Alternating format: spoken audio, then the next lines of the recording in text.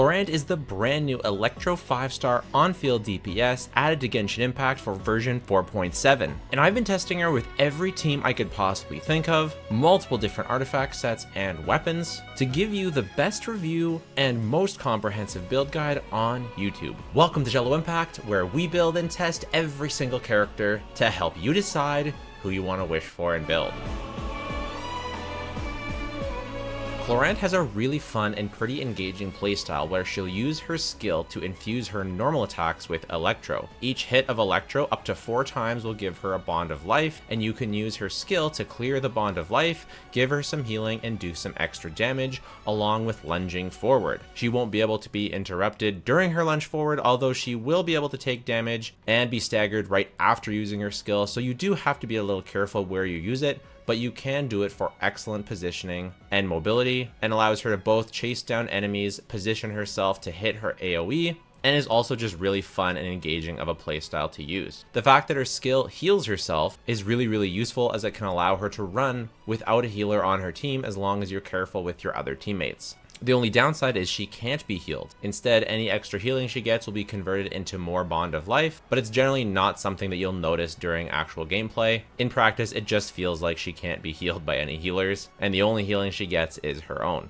Her burst does a lot of damage, has a reasonable 60 energy cost, and gives her some bond of life for extra damage from her skill. Your regular combo will be open with her burst, use her elemental skill, do 3 normal attacks, followed by a skill, and repeat until your infusion is up. Of course, you can do extra normal attacks or extra skills depending on what your enemies are doing, but that's generally the rotation. She can also use the skill for some overworld traversal, which is a little bit janky, but it is pretty fast, so you can do, if she's your overworld character, that's pretty cool that she can do that. Her first talent gives her extra damage based on her attack, but it has a cap, so running someone like Bennett won't affect this passive because the cap will be capped, but it is still a really good passive that adds to her damage a lot, because otherwise she would have pretty low scaling. Her second passive gives her up to 20% crit rate, which is absolutely huge for building her, and generally means you'll always want to use a crit damage circlet.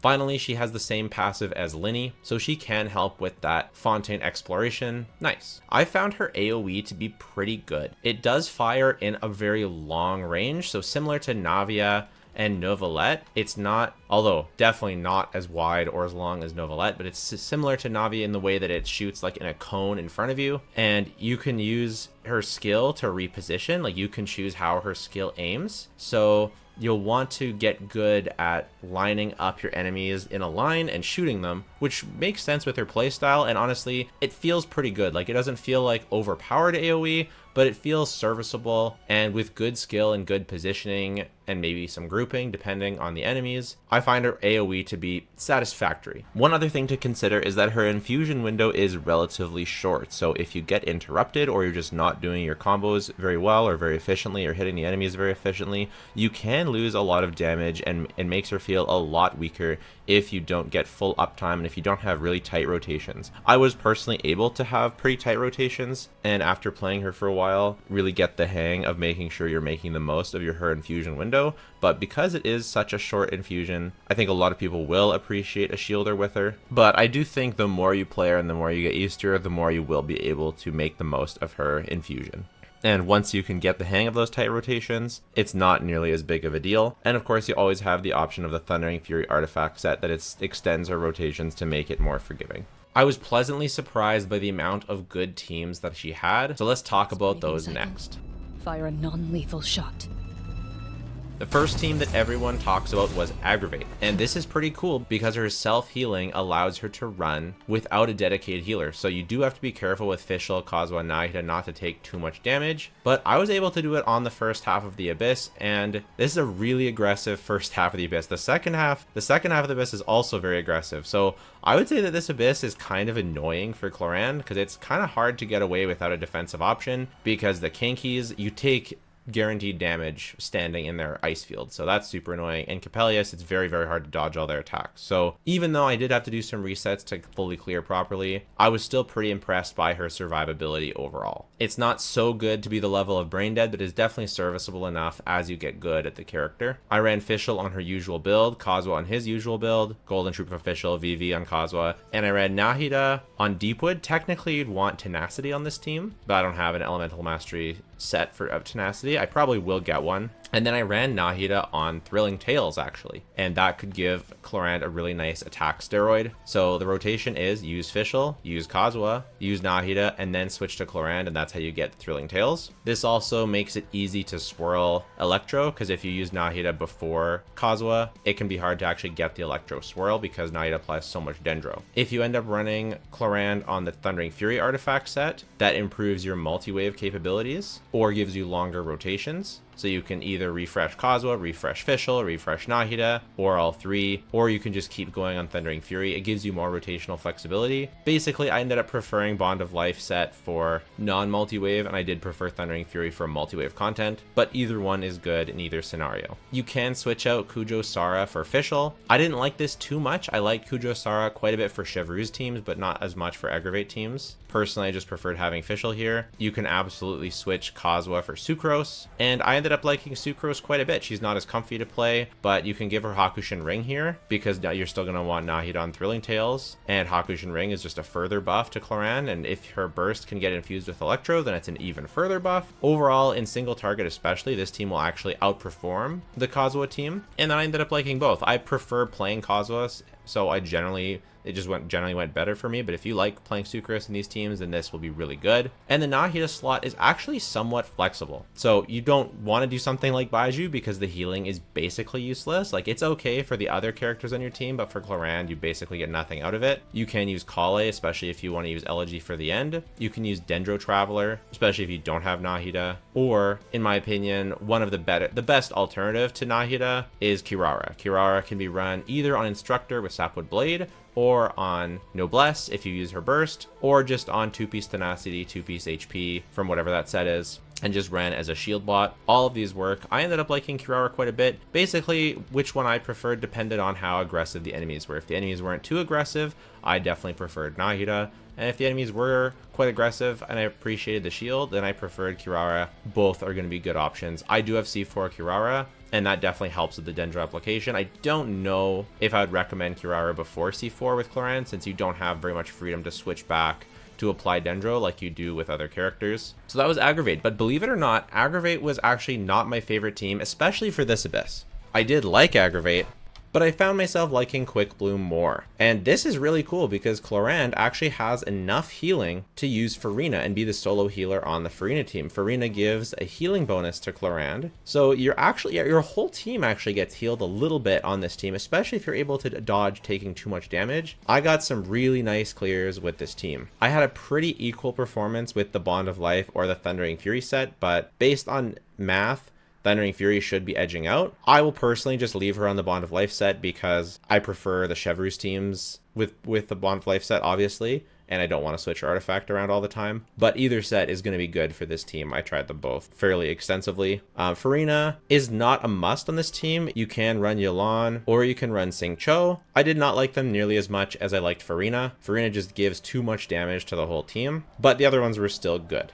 You can replace Fischl with either Yaimiko or with Kuki. I liked both of these. I definitely preferred Fischl for either one. Fischl, if you didn't know, obviously, is just the best character for Aggravate in the whole wide world. Every time an Electro reaction happens, Fischl procs her A4 passive, which just adds so much damage. So she's basically the Aggravate character. And in this team, you're getting a lot of Aggravate, so Fischl's really, really good on this team. She also provides a lot of energy for Clorinde, and her burst is really quite good. So yeah, I definitely preferred Fischl, but either Kuki or Yai are good. Yai's biggest problem was actually survivability. It was pretty hard to not take any damage with Yai, especially in this Abyss. I think in a lot of Abysses, you could get away with Yai a bit better, but in this Abyss, Fischl's short animation times were a lot better to not take damage since you're pretty susceptible. Nahida is a non-negotiable for this one. No character provides nearly as much dendro, and you need lots of dendro to get lots of quick blooms. The nice thing about this team is it's just a really solid core in general. So Clorinde is like, you could call it carried, but the thing is,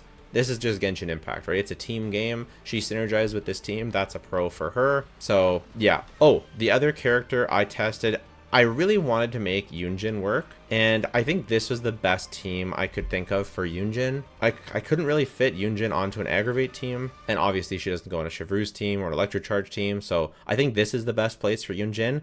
It was pretty good. It was definitely a downgrade official, but if you just really want to use Yunjin, I mean, this is probably Yunjin's best team. So I definitely wouldn't recommend someone build their Yunjin because she's a pretty expensive character to build. It's definitely not bad. I thought it was not bad. I also tested both Zhongli's performance in Hyper Bloom as well as in Aggravate, and I was pleasantly surprised that it cleared very, very well. Although it definitely didn't reach the ceilings that the other teams did, I didn't need to do nearly as many resets. So if you just want a comfy, very strong clear, I would highly recommend either Zhongli in place of Fischl on the Hyper Bloom or Zhongli in place of Kazuha for Aggravate. Both teams ended up being very good, and it's cool that she has a shielder team for each one of her playstyles. And so if you're just used to that really, really comfy playstyle of Zhongli, rest assured that although, again, it's not ceiling performance, it is still quite good. The next team I played, which gave me my fastest clears, was Chevreuse. And I know a lot of people are saying Chevreuse isn't good with Clorinde, and I don't exactly get it, like where they're coming from. It's like, yeah, I don't know. I got faster clears with this team. To be honest, it might have been my fastest clears in general on the first half of the Abyss. At least for Coppelius, it was my fastest. I got 31 seconds with this team, which is, I know maybe that's not like crazy impressive, but for my account, this is the fastest clear that I've had with any team. Now, you could say that, you know, I'm a Clorinde simp, you know, we dress alike, she looks like my wife, we're sort of like connected, and all of a sudden I'm really good at playing her, and so I'm way better at playing her on day one than all my other characters, but I got my best clear with this team, so that's pretty good. Do I think it's the best team in the game? Definitely not, absolutely not, but yeah, I think Arlecchino is probably a better user of Chevreuse, but I think Clorinde's probably second. I mean, Raiden's really good with Chevreuse, Linny's really good with Chevreuse, but Clorinde is definitely up there. She's definitely really, really good. We'll obviously have to hear other content creators' takes, but this is my personal experience, right? This is my subjective experience. I've seen all the calcs. I've studied all the calcs. I know that this team doesn't sheet like crazy, crazy high, so it doesn't, you know, make a huge amount of sense as to why it did so well for me, but it did. So hooray. I do have C6 Chevreuse, and I'm probably the only one in the world who has C6 Chevreuse because they decided not to rerun her on any banners. So I hope that she reruns soon so you guys can get her because she's really, really good.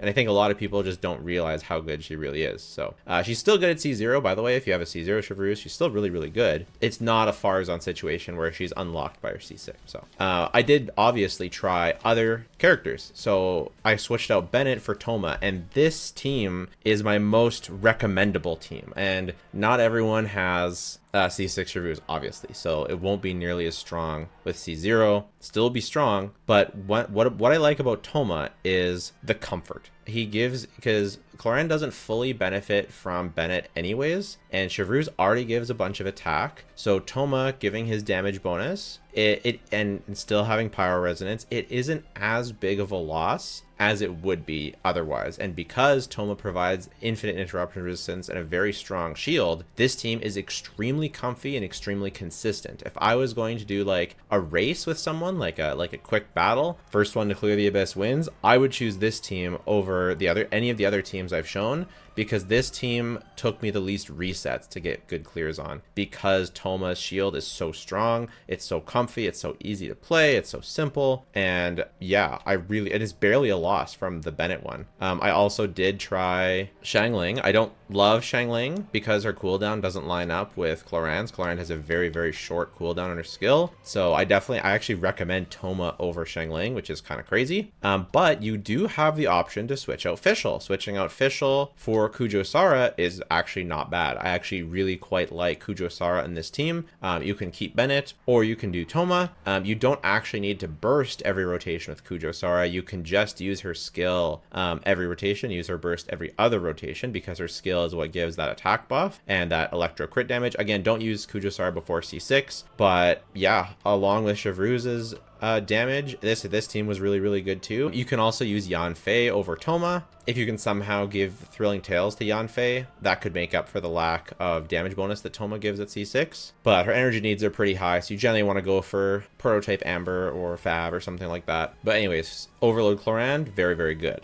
I think Electrocharge is really good as well, but mostly for AoE. And this Abyss isn't really the greatest for Electrocharge. I think when Electrocharge is good, I think this team will be really good. And it's just so...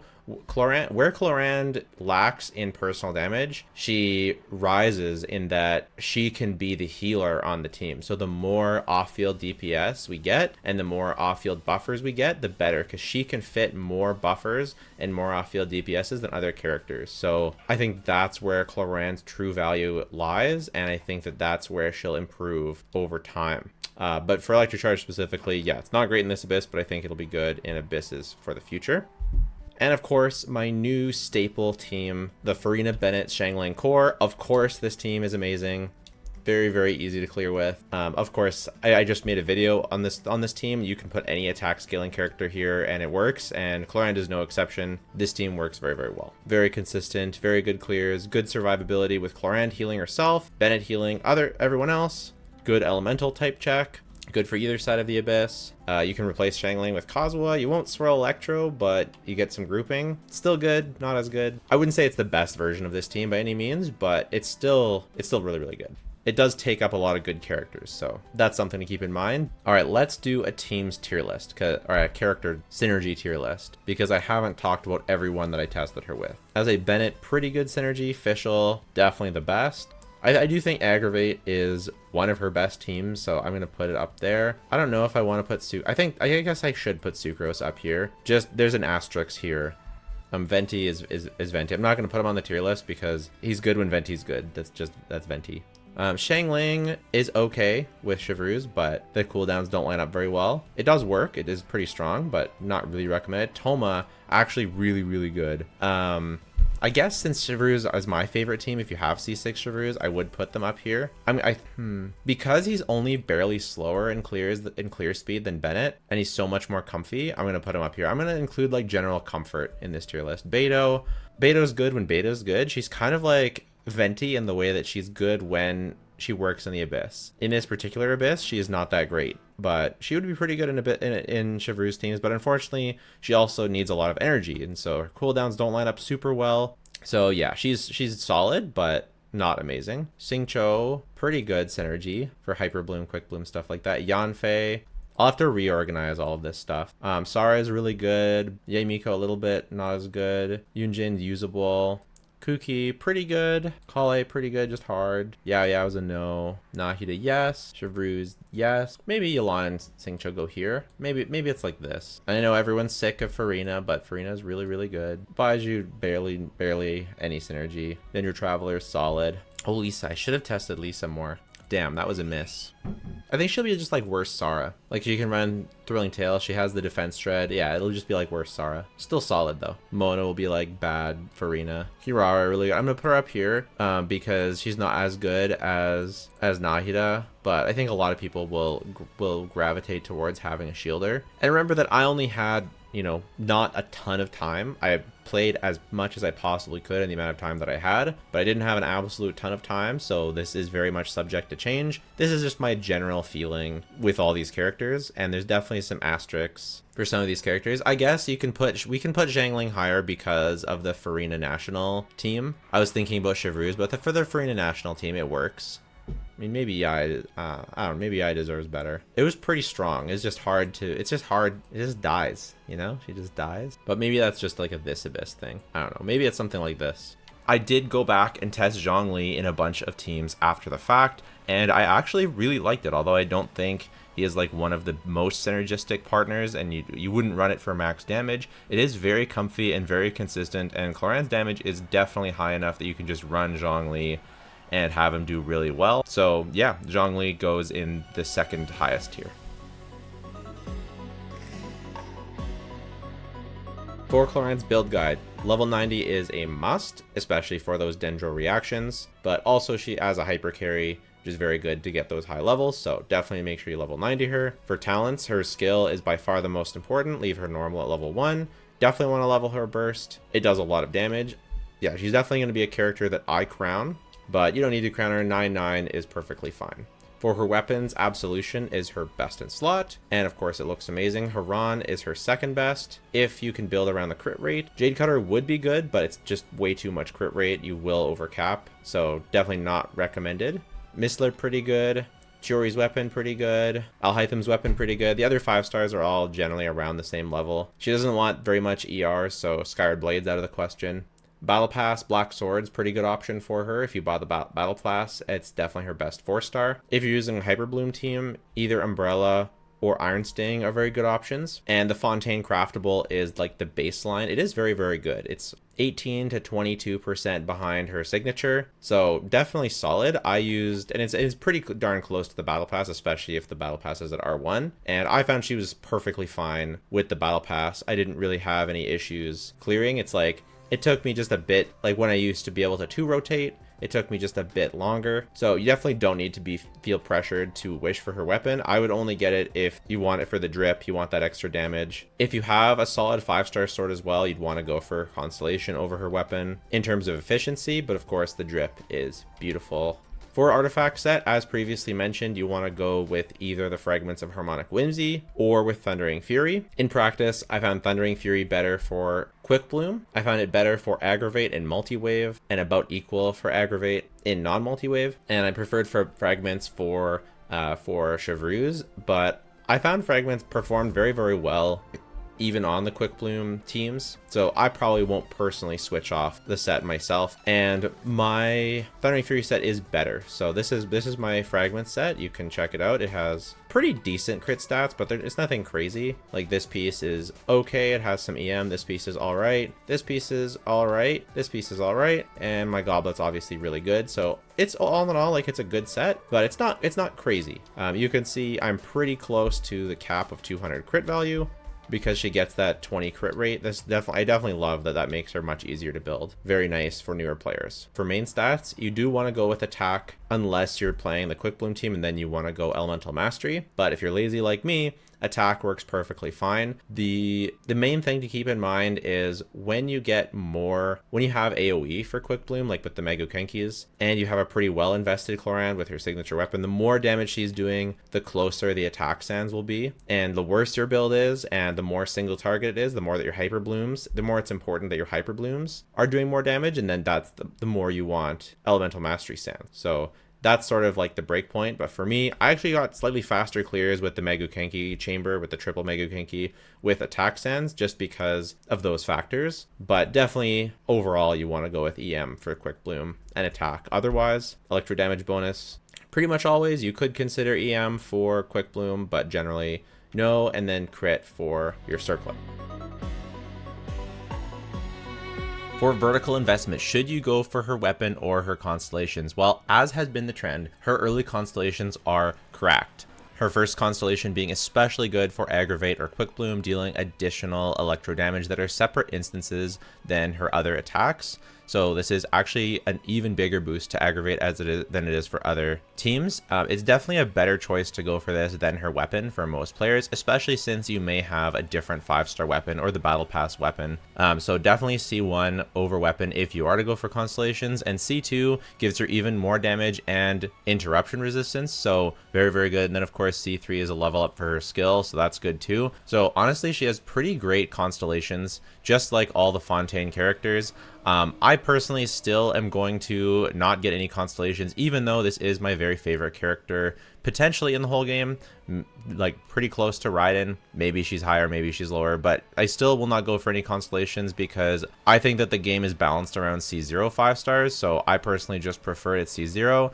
And the only reason I go for 5-star weapons is because the drip is just so nice. And as a content creator, you know, I can justify that expense. But for most players, I definitely wouldn't recommend going for constellations, especially now with the new Imaginarium Theater rewarding horizontal investment as opposed to vertical investment. And I just don't want to see people, you know, go for Constellations and then regret it later, you know, if they don't really love the character. If you are going to go for Constellations, just wait. I always just recommend either be very sure that you love the character or wait until their rerun. Until content in the game gets noticeably more difficult, I think Constellations are very much overkill. But if you're, you know, if you're into speedrunning or maxing out teams, or if you're just done with collecting characters and you want to vertically invest, her first 2 Constellations are really good stopping points. So moving on to value and power level. For power level, I would put her among the good DPSs, right? I think she's honestly closer to the likes of even Alhaitham than I thought. I know on paper, you know, Alhaitham gets better numbers. In practice, I got faster clears with Clorinde, and again, maybe it's because Clorinde is just easier to play and I'm not like masterful with my Alhaitham rotations and stuff like that, but I personally got better clears, so that's kind of nice. And also it's just that she allows you to run other damage dealing characters and not run a healer on your team. Granted, I did have to reset a bunch sometimes because if you're playing like a team without a shielder, you're definitely liable to take damage, especially on the first half of this abyss. It's a pretty threatening abyss, especially like the Megukanki's standing in the ice field. You always take damage. Capellius, very hard to dodge. The second half, the agents have the Bond of Life mechanic that takes away your HP unless you heal, and you don't have a healer on the team. So this abyss is very unfriendly to that sort of thing. I'm definitely feeling like most people will want to run a shielder, and if you're running a shielder, that reduces except for the Toma Chevreuse team, that does reduce her clearing time. So you won't be able to fully take advantage of her strengths when you have to run a shielder. Her potential is maximized when you're running other damage dealers. It's kind of like Farina opens up multiple damage dealers, and Clorinde does the same. I think Clorinde will age well. I feel like there's characters missing. Like I feel like that maybe the Pyro Archon for Chevreuse teams will really unlock Clorinde. I'm feeling defensive utility from the Pyro Archon, but not in the same way as Bennett. Like I said before, damage reduction, you know, shielding, something like kind of like an OP Dea. Like if you had Dea with the damage reduction, but you also had Bennett and maybe some off-field pyro application. I'm feeling that. I'm really feeling something like that in the future. But even as of now, she feels very strong, and so I would definitely put her, you know, not in the top tier. She's not up with the likes of Neuvillette and Arlecchino. Like to me, it's like Neuvillette, then Arlecchino, then pretty much all the rest of the DPSs. Like, yeah, Alhaitham's probably next, but pretty much they're all really close. I would recommend her over Linny to someone. I would recommend her over Hu Tao. I would recommend her over... Would I recommend her? I would recommend her over Wanderer. But then again, for her best teams, that's like, because she's kind of easy to play, but then you're also liable to die. So you kind of need to be willing to reset or kind of get good. There's kind of like that skill. There's kind of that skill ceiling for her. I'm interested to see what the general casual player base thinks, because I'm sort of in the middle. I'm not like super sweaty, but I'm also not super casual either. Obviously, I play this game a lot, so I found it palatable, but I also really like the character, so that makes me a bit biased. So if you really don't like resets, and you don't have Chevreuse, and you don't have a high constellation Toma for that comfy team, you know, maybe it's hard to run her without a healer, without a shielder. Corline's value is the fact that you don't have to run another defensive option, that she can be your defensive option. So I would just make sure you play her in the trial a lot and you like her playstyle before you actually decide if you want to get her. I haven't talked about how she is versus Raiden. I think they both have a similar amount of teams, except that Raiden has Hyperbloom. So if you value Raiden as a skill bot for Hyperbloom, then I think there's value in having Raiden over Clorinde. I do think Clorinde's teams, at least for me, they clear faster. And I have a really cracked out Raiden. She's probably my best built character. So for Clorinde to outperform Raiden in, like, my Raiden DPS teams, Chevreuse is the best team that Raiden has, and Clorinde definitely does it better. Clorinde is about on par with Arlecchino for my Chevreuse team. If I get a really good VV setup, Arlecchino outperforms her, but for just general play, Clorinde is about on par with Arlecchino for me, for the Chevreuse teams. Raiden still has Farina, Yelan, Shanyan, or Jean to drive that team. That's pretty good. But Clorinde has a better Quick Bloom team, and I would say that the Quick Bloom team outperforms the Raiden team. So in general, I kind of feel like Clorinde is a bit stronger of a character, but maybe because of the Hyper Bloom, the ability for her to do Hyper Bloom things and have an off-field electro like application, Raiden's versatility makes her still a more valuable pull, even though overall Clorinde's teams have a higher ceiling. It's hard to say right now. They're both very, very close. Raiden also is a bit more comfy to play if you're playing her, you know, with a decent healer, because if Raiden's playing with a decent healer, she's essentially unkillable, she's unstaggerable, she's so easy to play. Her AoE is huge, whereas Clorinde is definitely liable to being knocked around.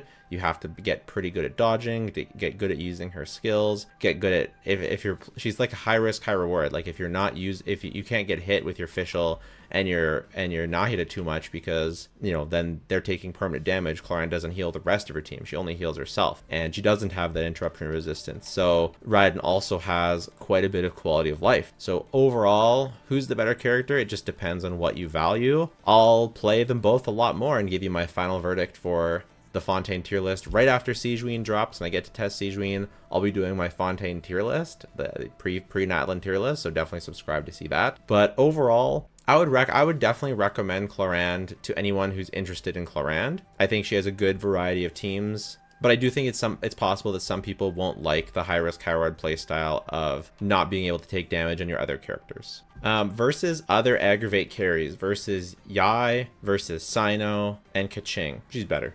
Being able to, like, imagine doing similar damage to Sino, but being able to run Fischl on the team instead of having to run a healer. Like, she's basically like fixed Sino, but the rotation is like she has like the opposite problem. Her rotation is like too short, so she needs to run Thundering Fury to make her rotation longer, but at least that's like a fix, whereas Sino doesn't have that option and he can't switch out. Whereas Clorinde, she can't switch out, but she kind of can with Thundering Fury. So you can refresh your other buffs and then come back in for the second wave of skills. She's definitely better than Yai on these teams. Yai is hard to use and worse in AoE and just isn't really built to be an on-fielder. So Clorinde is definitely a better carry. And then versus Keqing, it's like, imagine doing a bit more damage, but not having to run a healer, so you can run more damaging off-fielders, and, well, you do have the disadvantage of not being able to switch out and get your infusion, and with Keqing you can get more Kazuha uptime. So in multi-wave, like, I could still see Keqing, you know, competing pretty close, but in overall, like, I would say Clorinde is the best on-field electro damage dealer, the strongest, and then whether it's the best, like, it depends on how much you value flexibility. Where Raiden could still be the best, but I mean, you can run Clorinde as a Hyper Bloom character. So maybe I kind of feel like Clorinde is just better than Raiden overall. I think it's pretty close though. I think she's stronger, but Raiden does have the interruption resistance and the comfort. Like, she's a much more comfortable character to play with that big front slash and immune to stagger. That's really, really good. Clorinde does not have that. She's much more tricky to play, much more, you know, you can die much more easily. Calculate distance. Correct for wind speed. For future prospects, like I said, I think that there is definitely good future prospects for Clorinde. More off-field characters, especially it feels like there's a pyro character missing. The fact that like Thoma and Bennett are like interchangeable on that team and they both feel about the same, that Xiangling doesn't work, like that Fischl to this day is still the best character on that team. It feels like that there's more that could be done. There feels like that something better is out there, and surely it's coming in Natlan, right? Surely it's the Pyro Archon. Feels like that she's gonna get buffed by the Pyro Archon. I also feel like because both her and Arlecchino have like this survivability issue where they can't be healed, they heal themselves. So you kind of want to run a shielder with them, but then you're losing some damage. So I feel like the Pyro Archon is going to give us what we need to make these characters more comfortable, because I feel like that's what Clorinde is missing. She has some good damage, but she doesn't have a ton of super comfy teams. You're kind of feeling like your butt is clenched to your seat a little bit on a lot of these teams. But this Abyss is pretty aggressive, so that's also a factor. And it was my first day with her, so as you get more and more used to her, it's probably going to be easier and easier. Like, it definitely got easier as I played her and continued along.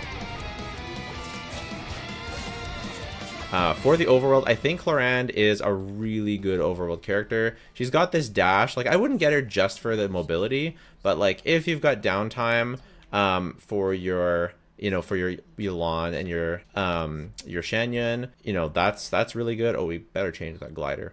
But self-healing, very nice for the overworld.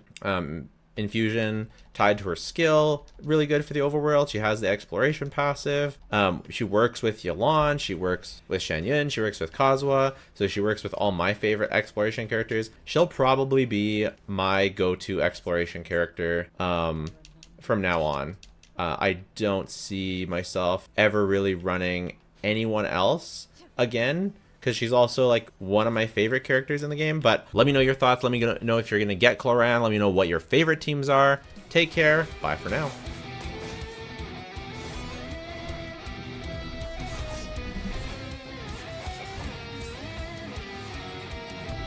Ready.